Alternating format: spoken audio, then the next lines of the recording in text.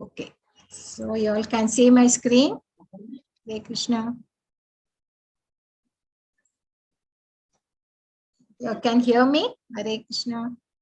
You can just put it in the chat. Yes, Mataji, you're audible and the screen Okay. is also visible. Okay. Right.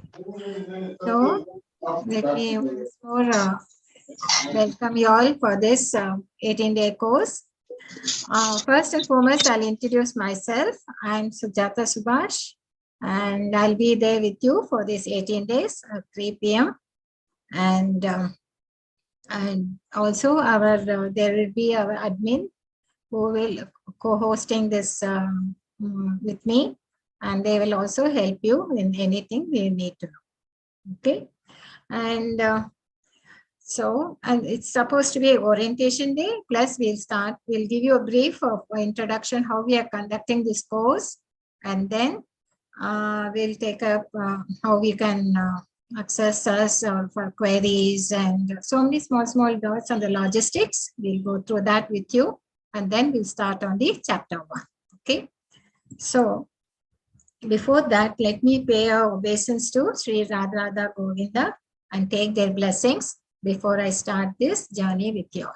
Om Ajnana Timirandasya Jnana Kashalakaya Chakshumritam Mena Tasmai Shri Gurave Namaha Sri Chaitanya Manoabhishtam Stapitam Mena Bhutale Swayam Rupa Kadamayam Dadati Swapadantikam Vandeham Sri Guru Sri Yuttapada Kamalam Sri Guru Vaishnavscha Sri Rupam Sagarajatam Sahagana Raghunatham Vittam Tam Sajivam Sadvaitam Savadutam Parijana Sahitam Krishna Chaitanya Devam Sri Radha Krishna Padan Sahagana Lalita Sri Vishakana Vittamscha He Krishna Karuna Sindho Dina Bandho Jagatpate Gopesha Gopika Kanta Radha Kanta Namostute Sapta Kanchana Gaurangi Radhe Vrindavaneshwari Vishabhanusuti Devi Pranamami Hari Priye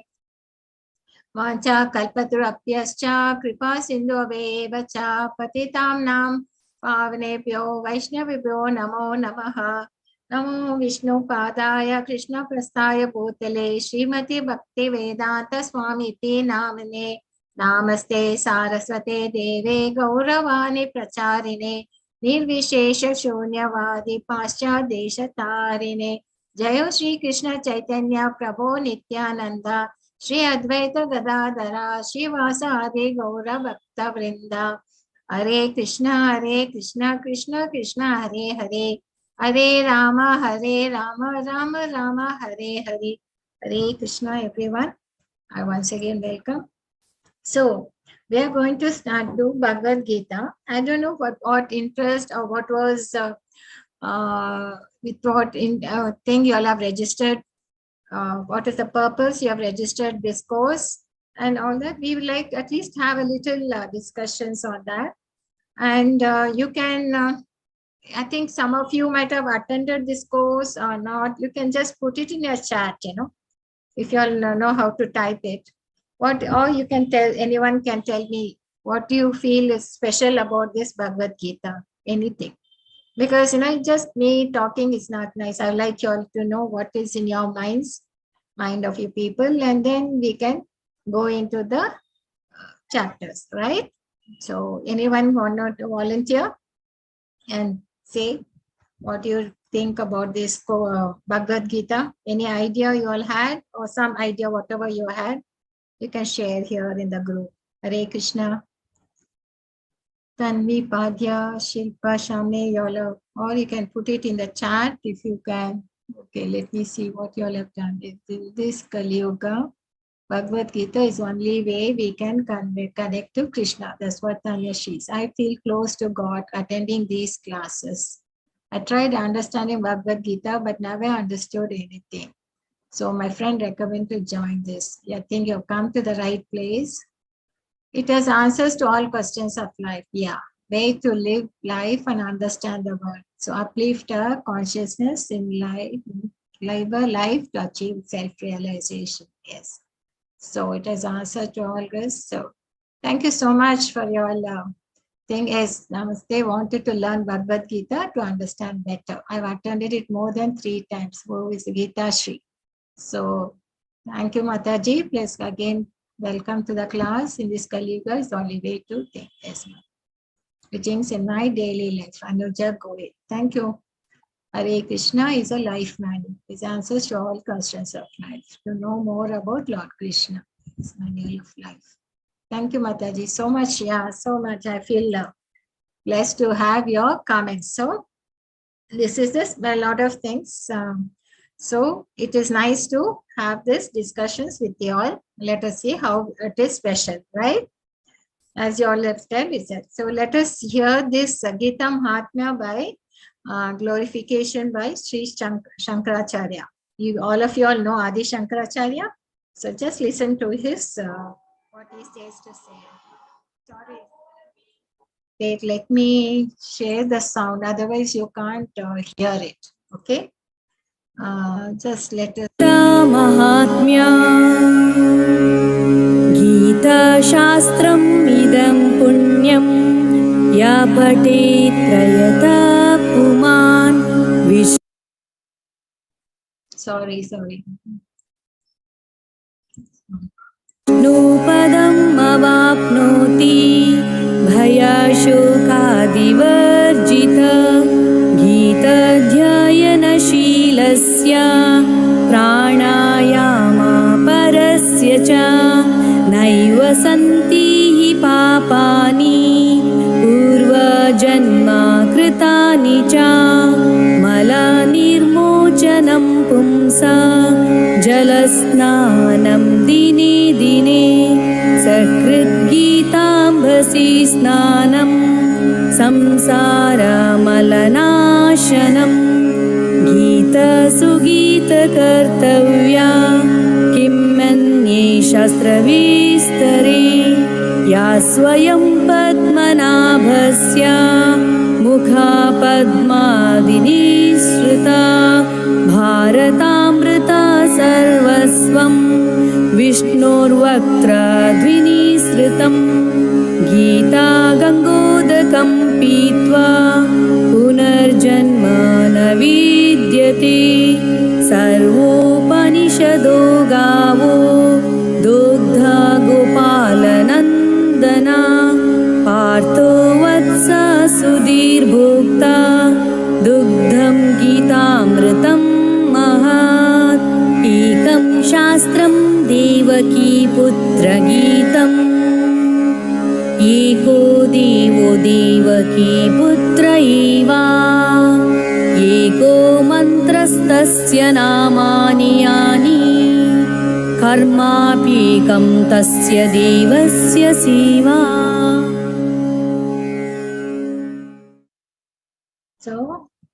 So we know from Adi Shankaracharya, it says there's only one holy scripture sung by Lord Sri Krishna, and he is worshipable, and it's only one mantra, we should holy name, and one duty, devotional service. So with this, we go to that.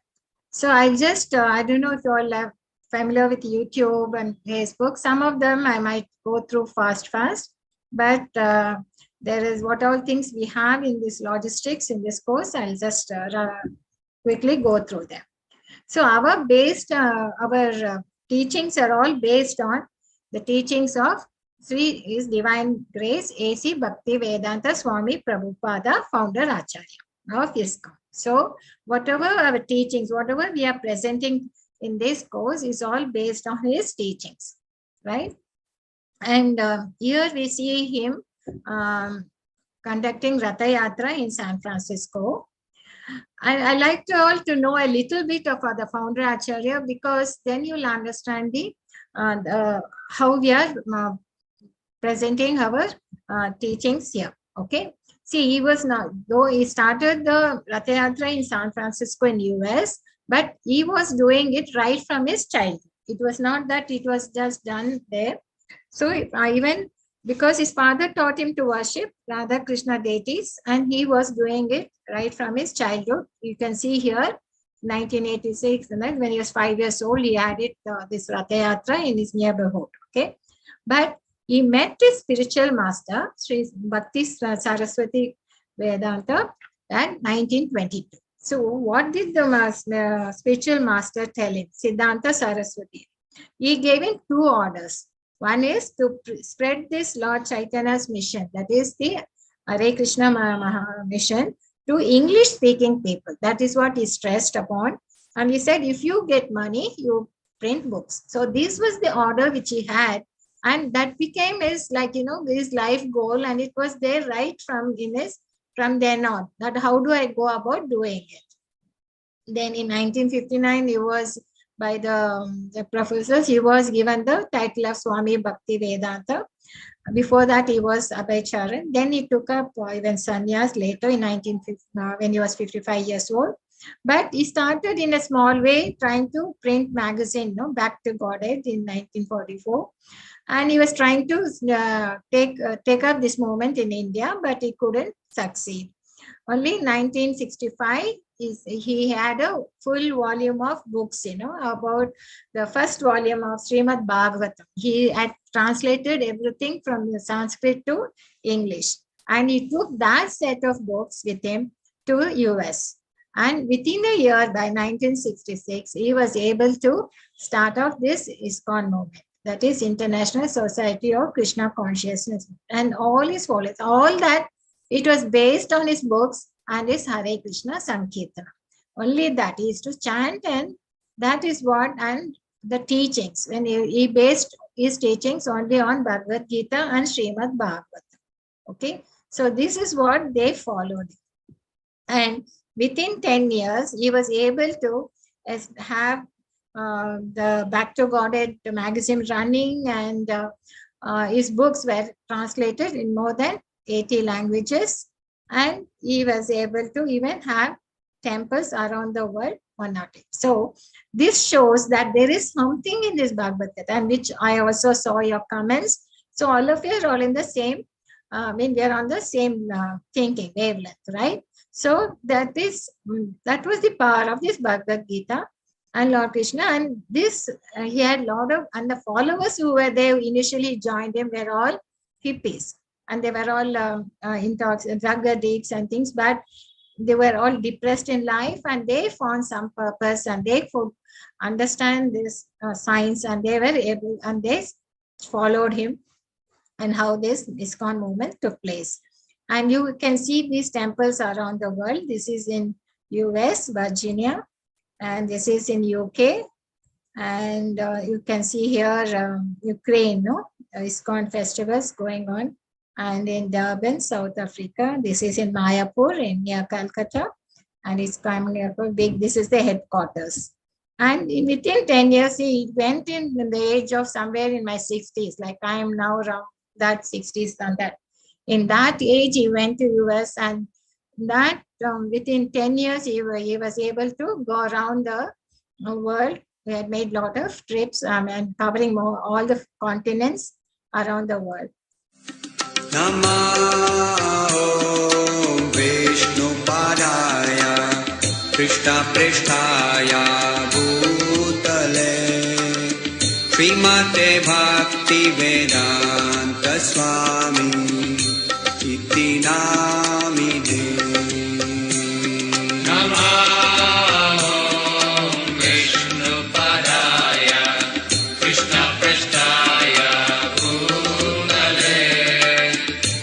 So this is how he started. I don't know if you all want to see this thing, or we can skip this and go to. In Delhi, Bhaktivedanta Swami personally distributes copies of Back to Godhead, and with small donations, struggles to maintain the publication.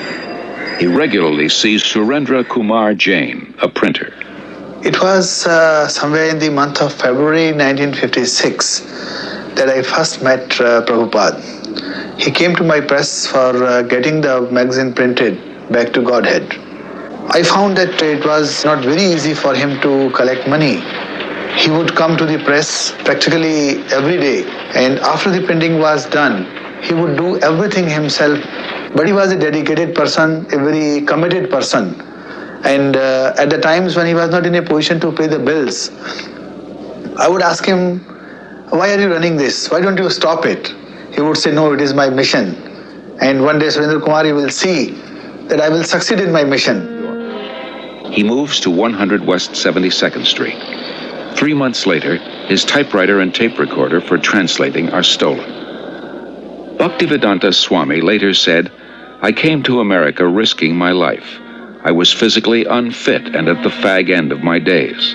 Sometimes I did not know where to live, nor was I used to the severe cold. Seemingly, I was alone for 1 year, but I never felt alone. I always felt the presence of my spiritual master, so I did not lose my enthusiasm, despite all difficulties. Bhaktivedanta Swami arrived in America during a decade of discontent. There's widespread dissatisfaction with America's war in Vietnam and with what some consider her racist, exploitative dealings at home and abroad. Disillusioned by the establishment, the youth create a counterculture of their own. Around the time Bhaktivedanta Swami came, waves of Americans are breaking away from the status quo, searching for an alternative. For a short time, Bhaktivedanta Swami lives in the Bowery in a loft given by a friend. Mukunda Goswami, who was attending his classes at this time, tells of their first meeting. He wore very thick glasses and had a big Sanskrit book spread out before him. His voice was very deep and resonant. He spoke with great authority, and the Sanskrit shlokas he spoke were very beautiful, very melodious. He was obviously a very distinguished scholar, and I became very curious, almost astonished as to how someone of his stature, he looked very much like an aristocrat, could be living and residing in the Bowery, the Skid Row of New York. And afterwards, I approached him to speak. I was standing, and he was sitting on his small dais, so he was looking up at me, and he had the look of a very happy, innocent young child. And I could see that he actually had all the time in the world for me. He wasn't short of time. I asked questions, he would answer. Then after some time, he moved to a somewhat better neighborhood on 2nd Avenue. We helped him rent a small storefront there, and he had an apartment in the back. And within a few weeks' time, this little storefront on 2nd Avenue, on the Lower East Side of New York, which was then populated by thousands of young hippies, had been transformed into a beautiful Krishna temple.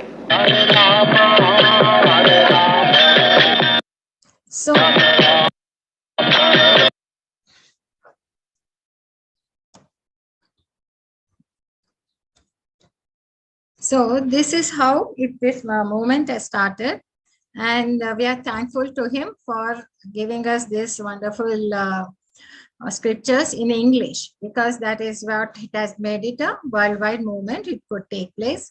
And also I am thankful to this ISKCON Mangaluru, because it has given us a virtual platform. Today I am speaking with you all, and though I don't know where you all situated, because I'm in Bangalore, but most of you must be around India or even other places, right? So this is how we have come onto the same platform. So what is this Bhagavad Gita? It's all about. It's an epic scripture. And as he said, everyone knows it has answers to all our problems. And it was considered a spiritual dictionary by Mahatma Gandhi. And it is a book of inspiration for many leaders across the world, planet. And this was spoken 5,000 years ago, and is still there with us, because it's a practical preaching book. It's not something, it has never gathered dust in the somewhere has kept there, and many times books will come and we don't even refer to it, and it will carry dust, but it is not like that. Bhagavad Gita has been all the time referred to by many leaders, and all of us are well aware of it, and think, though it was given to us in writing at 5,000 years ago. Earlier, everything was not written, it was all in Vedic times. It was all by hearing, they used to understand the philosophy, and they used to take things. But Vedavyas had to write it down, because in Kali Yuga, we are not able to understand just by hearing. We have to have something in writing. So that's how it has come in and writing to us. And we are there, and it's still being think. Let us see what Mahatma Gandhi says. He says that those who meditate on Gita will derive fresh joy and new meanings from it every day. And Albert Einstein is a famous scientist. He says, when I read the Bhagavad Gita and reflect about how God created this universe, Everything else seems so superfluous. So I will just go through some of things and later I will be able to take questions, right? Let me go through this. And now we follow this Bhagavad Gita as it is. You might ask, why can't we take the Bhagavad Gita written by others, the commentary? No, we take this Bhagavad Gita as it is because, see, like, you can, suppose if you want to take a medicine and you go to a pharmacist shop and you just can't just pick up any bottle because the color looks nice, red color, green color. You have to have a prescription. And also the one, what the dosage the doctor says, you have to take it up. Same way, here it is, Bhagavad Gita, because it was spoken by the Lord and it has to come from the disciplic success. That is, like even if you have a charge, on the charge, you can't use a broken cable. You should have a proper contact between the source and the receiver. Similarly, the message of Krishna has to come from the unbroken chain of disciplic succession. So first it was spoken to Brahmaji, Lord Brahma, then it came to Narada, then to Vedyasa, and then we have a lot of successful acharyas, prominent ones have been given in the book. We can all refer to it, and then now it is through Bhakti Vedanta. So this is what we refer in all our preachings. Okay, it's a vast book. You can't just study it or think. You need a systematic study. Will take about an year because it has got about 18 chapters, as I said, and 7 slokas. So we don't do all the slokas together in 18 days. What we look at is we only focus on the flow of thoughts between Krishna and Arjuna, how it is, and give the saramsha in each chapter. The main objective is so that you can go for a deeper study of Gita. So we have, and it will be for 1 hour a day and a chapter. Key aspects of each chapter will be done. And we will surely take questions on this, and daily quiz will be there on a Learn Dash platform. I will just go through those if logistics. If we all have done it, then no problem. And then we have different levels of courses. This is 18 days. Level 2 and 3 and all is for 18 weeks. And we have level 5 for 18 months. Like that, you go for a deeper and deeper study so that by in 3 years' time, we will be able to be a good and answer any questions on Bhagavad Gita. Okay, there are like Shraddha and Krishna Sevaka, Sadhaka, and there are a lot of steps are there, Bhakti steps, where you go up and up. So we are in the first level. So I think the website, I don't know if all of you are familiar, website is there and YouTube channel, then Facebook. How many of you have come through, I mean, you can put it in the chat, whether you have come through Facebook, or you came to know about our course. Is it YouTube or Instagram or anything? You can just put it so that I will know later. Then we will take a sankalpa, we'll do that because, we in anything when we start, we know take a determination that we will carry on this for 18 days, right? And then we'll go to our chapter. So we have an official website, then which you all have then YouTube channel, and all our recordings, it'll be there on the YouTube channel. Okay, and there'll be a playlist, and ours will be in the main temple. Okay, and then you have Facebook page. Then daily quiz will be on the Learn Dash platform. You'll have to think our course admins will help you all that. And for the book purchase, you can. Ebook is already available on the online, or if you can approach our temple, you can the YouTube, you can order these books. And I'm sorry.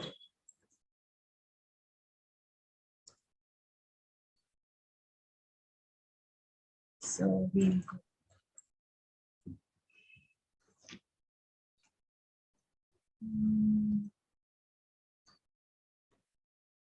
Sorry, I think I missed. Okay, right. Then this I put here donation. Look, not for any other reason. These are our seva links. But what happens is there are a lot of spam warnings. I want to give you all warnings because they have used. We don't use SMS to solicit donations. And there are many spammers are sending messages via SMS for donations. So we want to warn you all for that.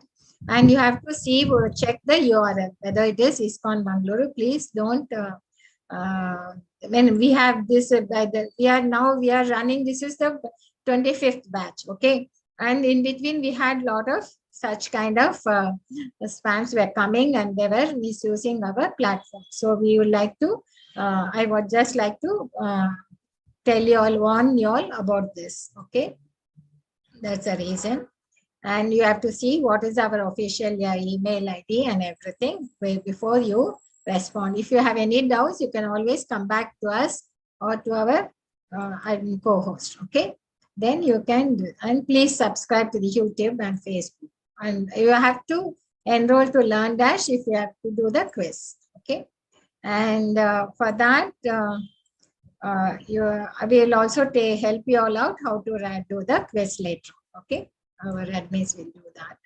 So we'll just take a sankalpa, because, you know, when we do a systematic study, we should be very clear that we will follow this, attend all the 18 days class, and I take this pledge with the blessings of Sri Radha Govinda and Srila Prabhupada. Okay.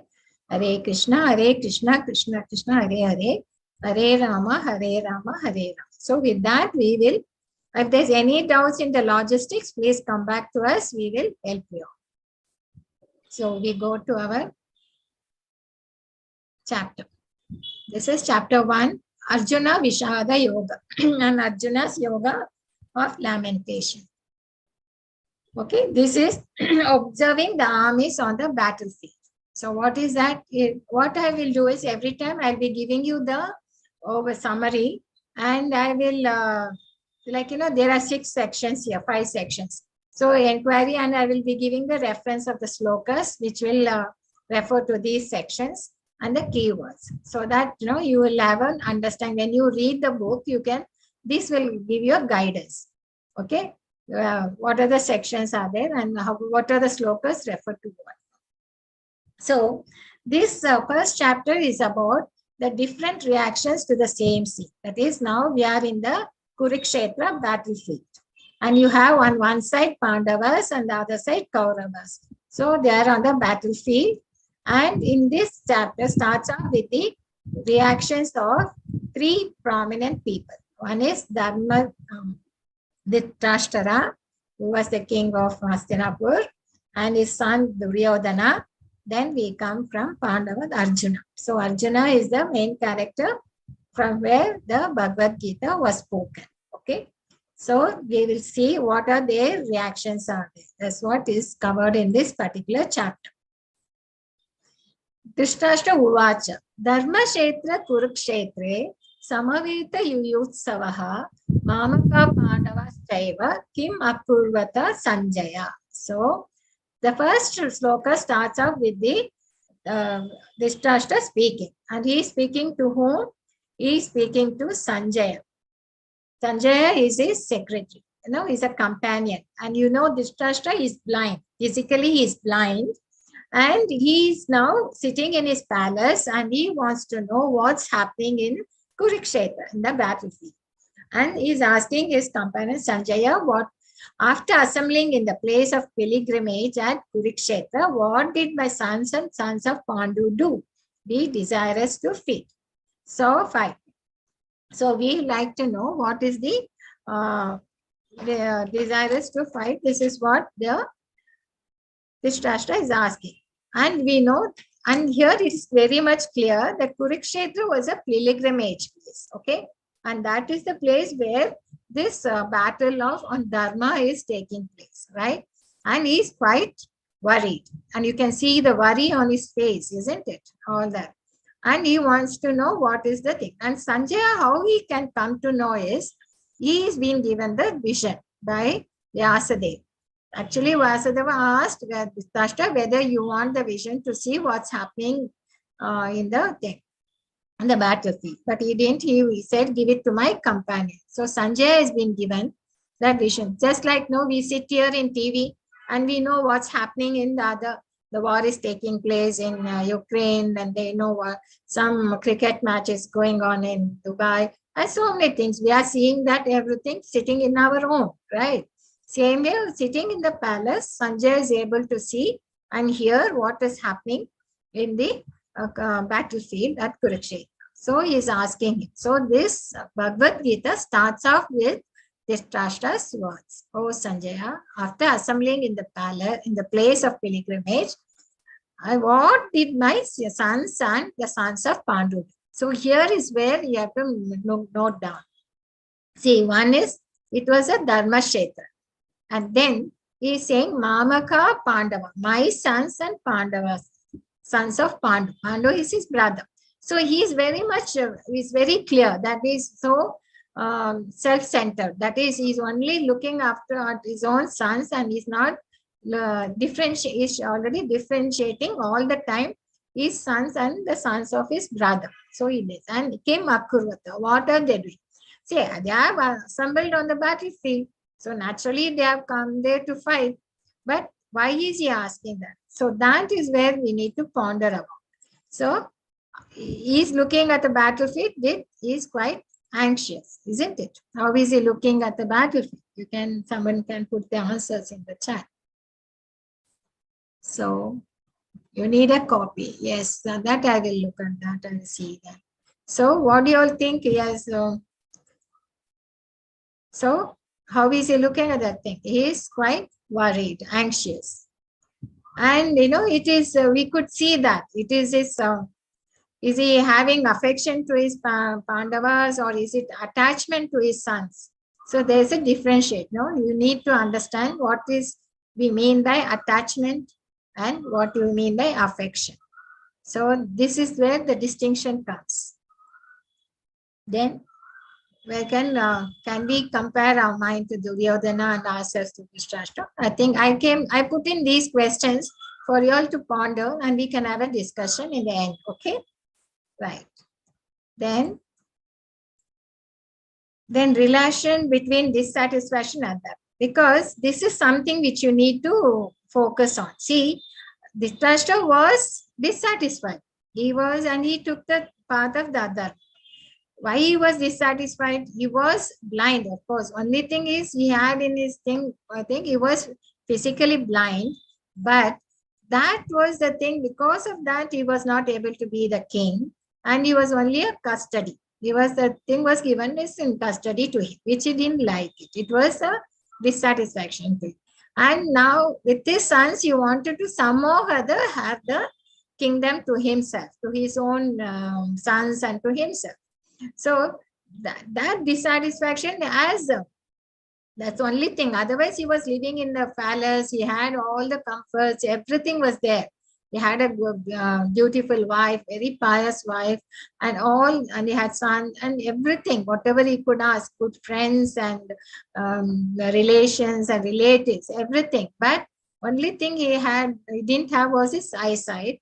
But that is the only thing which became the thing for him to take through this path. Hello, PJ. A phone kare the PJ. Hare Krishna.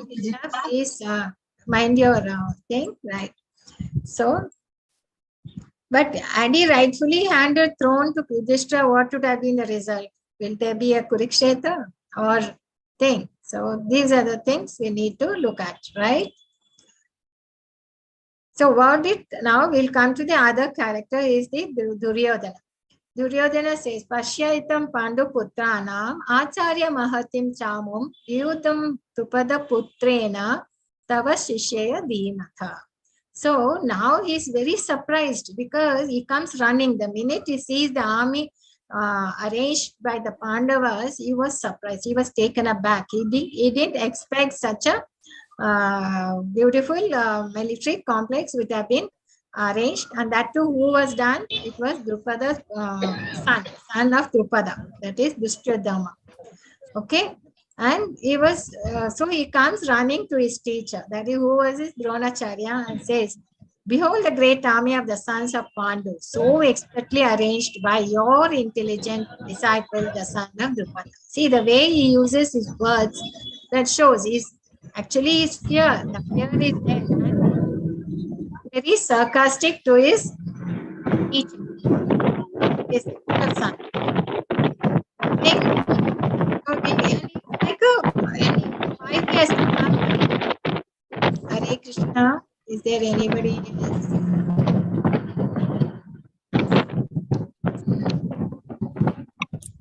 Mataji, disturbance is coming, Mataji.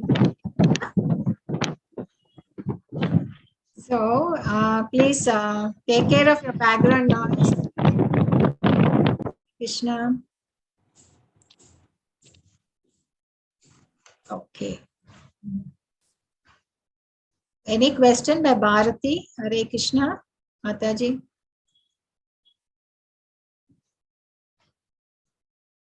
Okay. So he is like a politician. Now he is coming and warning his teacher. He's telling, no, because he knows the Dronacharya because had a this thing with his the Drupada, King Drupada, no, he had some enmity, and so Drupada he had done a sacrifice to get a son to kill Dronacharya. That was Drishtadhyumna, and he sent his Drishtadhyumna to Dronacharya to learn all the military skills. Knowing everything, Dronacharya had taken him as a student and taught him everything. So now he is pinpointing that to is Acharya, Duryodhana. And he wants to warn him, like, you, because of you, you have done it. Now see, he is the one who is there, done all this arrangement, and don't be partial and to fight properly. And I mean, that was like a politician, no? He talks. And there were so many slokas where he says, look at the other warriors, how they have come. Though they are there, we have Bhishma, we have Dronacharya, we have your and all that. So he wants to pinpoint to them, saying that they should fight. And he also says, all my friends are here to give up their lives also. And they say, so he's like a politician. He talks to his teacher. And actually, he's not a nice person, because he was I mean, he has done all kinds of sins. He went to any length. Like, he was a poison giver. He gave poison to Bhima. Then he had even tried to set fire to their house. And he attacked them with all deadly weapons. And, using Sakuni, they tried to plunder their wealth. And he also, and he wouldn't give even a small piece of village also to them. And he also abused his wife, Draupadi. So anything you think of, Duryodhana has done it. It's not that he was a thing. And he thought that he will go to any extent to regain his kingdom position. So that is what we see from these verses. Now, hearing the talk by Duryodhana, what this Bhishma there, he starts blowing his conch shells, because that is to say we are ready for the war. That's how they start blowing the conch shells. So, but when the Kauravas, first the Bhishma starts blowing his conch shells, and later Pandavas also blow them. So now this is the Sanjaya's observation. The blowing of these different conch shells became uproarious, and thus vibrating both in the sky and the earth, it shattered the hearts of the sons of Dhritarashtra. He could clearly see that the sons of Dhritarashtra were quite scared, they shattered theirs. That was the power of his vision. Why? Because they clearly knew that they have come to their death. They knew that the end has come clearly to them. Now we see there are many things which you need to know that here, that Pandavas, we all know Pandavas won the war, and there are many signs here which you can make out why Pandavas are victorious. Okay, I don't have time to go through this brainstorming, but we can just go through the answers, right? Because it was a place of Dharma Kshetra where only the Dharma will win, okay? And the chariot which Arjuna was driving was given by Agni Deva. It's a divine chariot, and Kapidwaja, the Hanuman is there on the Dwaja. Shankanada, that is conch shells blown by Krishna and Arjuna were auspicious. Gandiva, he had the Gandiva Pashupastra. And Takta Jivita, that is Takta Jivita means the Duryodhana says, no, they all have come there to die, give up their lives for this. They all were ready to die. That is the spirit with which they all had assembled. And it was a Mokshada Ekadashi, which will be always favoring the pious people. And wherever Krishna is there, Bhagya Lakshmi will be there and Rishikesha. Okay. So these are all symptoms were clearly there and everybody knew it and they all were prepared to for the battle. Now let us see what Arjuna says. Arjuna asks Krishna that to please drive the chariot to the middle of the army field. No? He wants to see how they are, who all have come to fight. After seeing that, this is his reaction. My dear Krishna, seeing my friends and relatives present before me in such a fighting spirit, I feel the limbs of my body quivering and my mouth drying up. He really gets shattered. I mean, one thing is you will know they are all there and we are going to fight and all that. But when you actually are in the situation, when you actually are in the conflict situation, that's when you really feel the pinch. So, I mean, I can give an example like, we knew the pandemic, the corona pandemic, which has shattered in this, globally. Actually, we had read in history and all, there was such a Second World War has taken place and so many things happened or some virus spread there. But we only thought, it is all history and all that, but we never felt the actual experience. So only when this pandemic broke up, when the corona thing and everyone globally felt. So like that, only when you are in that situation, we really feel the pinch of it, not the one just seeing on the screen or reading switches. So when he actually there in the battlefield and seeing them all prepared to fight, ready to fight, he really felt and he was very compassionate. This is his compassion. He said, my God, they all have come here to fight. And he says, feel the limbs of my body quivering and my body. And his bright and the whole body is trembling, his hair is standing. So different symptoms of Arjuna's body is due to his soft-heartedness, compassion nature. Okay, he was forgetting himself. His mind was reeling. He sees only causes of misfortune. So this was his reaction. So we saw the reactions of Dhritarashtra and Duryodhana and then he says, I do not see how any good can come from killing my own kinsmen in this battle. And if they all die, and if I'm alone, they are only left few of us, then where is the joy in getting a victory? So he says, no, getting victory or thing is not going to give me any happiness. He says it's really, there's no enjoyment in this war. And then he feels sin will come because he says by killing our own relatives is sinful. And what will we gain? So he says, even if goddess if you give me 3 words, I won't be happy by killing my own kinsman, because he knows the religious scriptures. It's not that he doesn't. He knows what dharma is and all that. So he is feeling and he's telling Krishna, why should the sin will overcome us if I slay such people? Because they are malicious. And if all the elders are gone, there will be a destruction of dynasty. The eternal family tradition is vanquished. So rest of the family becomes involved in religious practice. So he says, and then there won't be any elders to guide the women or the children.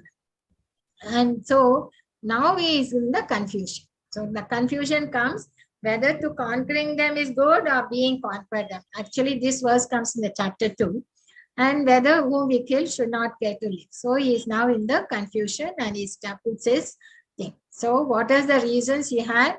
He was very compassionate. He was to his relatives and he was no enjoyment and it is sinful and family traditions are lost and he was in dilemma. He couldn't decide what to do. So that was the thing. The whole chapter ends up with this indecision and he puts down into this thing. So which one you all feel? I think with this we'll take up. So when the Dhritarashtra inquiry starts up, Kim Akurvata, what are they doing? And then we saw Duryodhana's fear when he saw the military conflict, which was arranged by Drishtadyumna. And the minute the blowing of conches, Ridyani Vyadras, because it shattered the hearts of the Kauravas. Arjuna's observation. Then when he sees all his relatives and he thanks them, he puts it They're the symptoms of his compassion. Gandivam, he puts down his Gandivam, and then he gives his reasons to Krishna for why he doesn't feel it is good to ride. So, why does now the question will come? Why this is what we take back? Why we have to ponder about why he is divided? He was skilled, no? It's not that he didn't lack intelligence. He had all the skill, he had all the weapons, and he knew the religion and all that. Then the query comes, why it has happened. With this, I'll stop and we'll take up questions. Hare Krishna, Krishna, Hare Hare, Hare Rama, Rama Rama. Vancha kalpatarabhyascha, kripa sindhavevacha, patitam nam pavinebhyo, vaishnavyo namo namaha.